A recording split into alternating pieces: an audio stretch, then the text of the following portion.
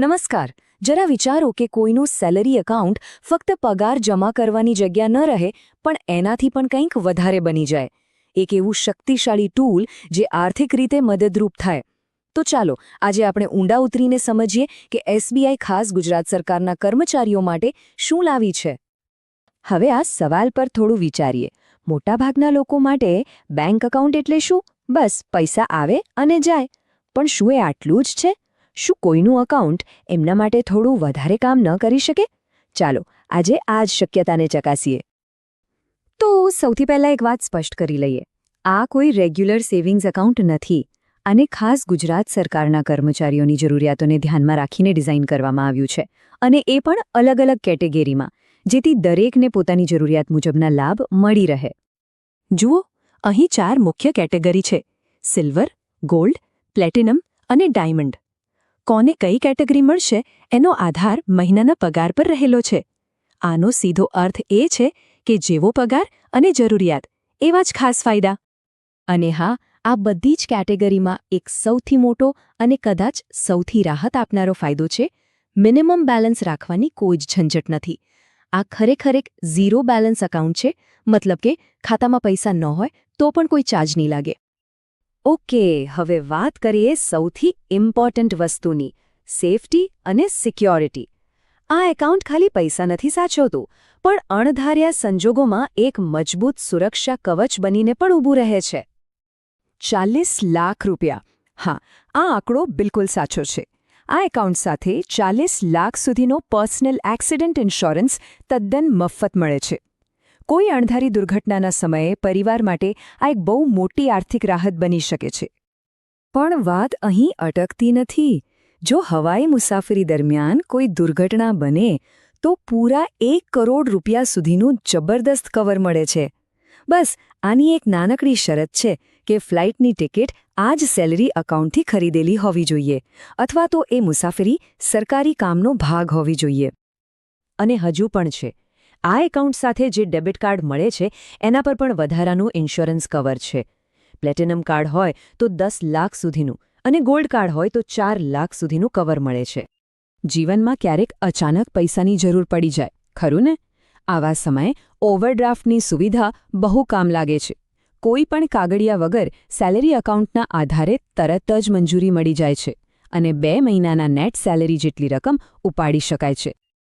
તો કોને કેટલી ઓવરડ્રાફ્ટ લિમિટ મળે એ પણ એકાઉન્ટના પ્રકાર પર આધાર રાખે છે.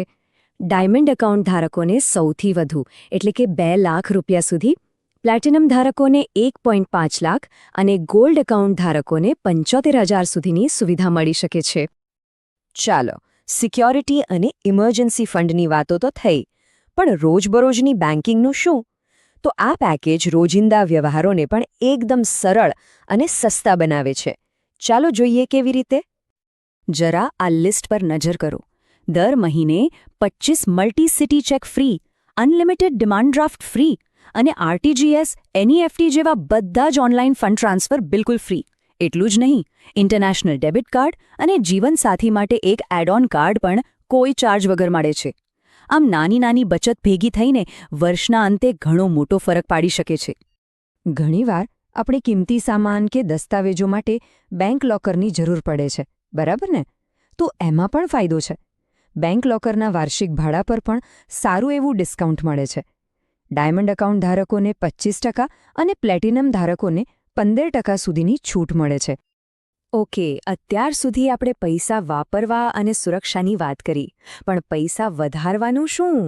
તો આ એકાઉન્ટ ફક્ત ખર્ચ માટે નથી, એ લાંબા ગાળે સંપત્તિ બનાવવામાં પણ મદદ કરે છે. ચાલો જોઈએ એવી કઈ સુવિધાઓ છે જે બચત અને રોકાણને સરળ બનાવે છે. આમાં ઓટો સ્વીપ નામનું એક બહુ જ સ્માર્ટ ફીચર છે. જ્યારે પણ ખાતામાં 35,000 રૂપિયાથી વધુ રકમ ભેગી થાય તો વધારાના પૈસા આપોઆપ એક ફિક્સ ડિપોઝિટમાં જતા રહે છે. એટલે કે ખાતામાં પૈસા અમતા પડ્યા રહેવાને બદલે એના પર વધુ વ્યાજ મળવાનું શરૂ થઈ જાય છે. આ સિવાય એનપીએસ, પીપીએફ જેવી યોજનાઓમાં સીધા પૈસા ટ્રાન્સફર કરી શકાય છે અને મ્યુચ્યુઅલ ફંડની એસઆઈપી પણ બહુ જ સહેલાઈથી સેટ કરી શકાય છે. સારું, આપણે બધા ફાયદાઓ તો જાણી લીધા, પણ દરેક વસ્તુની જેમ અહીં પણ અમુક વાતો જાણવી અને સમજવી ખૂબ જરૂરી છે. તો ચાલો હવે કેટલાક મહત્વના મુદ્દાઓ પર ધ્યાન આપીએ. તો બે મુખ્ય બાબતો છે જે ખાસ નોંધી લેવા જેવી છે. પહેલી વાત, આપણે જે ઇન્સ્યોરન્સ કવરની વાત કરી એ ખાસ કરીને ગોલ્ડ અને પ્લેટિનમ ડેબિટ કાર્ડ ધારકોને જ લાગુ પડે છે. અને બીજી અને સૌથી અગત્યની વાત કે દાવાની પ્રક્રિયા માટે બેંકમાં નહીં પણ સીધો વીમા કંપનીનો જ સંપર્ક કરવાનો હોય છે. આનો સીધો અર્થ એ છે કે વીમાનો દાવો પાસ થશે કે નહીં એનો છેલ્લો નિર્ણય સંપૂર્ણપણે વીમા કંપનીનો હોય છે. આ પ્રક્રિયામાં બેંકની ભૂમિકા માત્ર મદદ કરવાની હોય છે, જવાબદારી લેવાની નહીં. આ વાતની સ્પષ્ટતા હોવી ખૂબ જ જરૂરી છે. તો આ બધી ચર્ચા પછી આપણે શું સમજ્યા?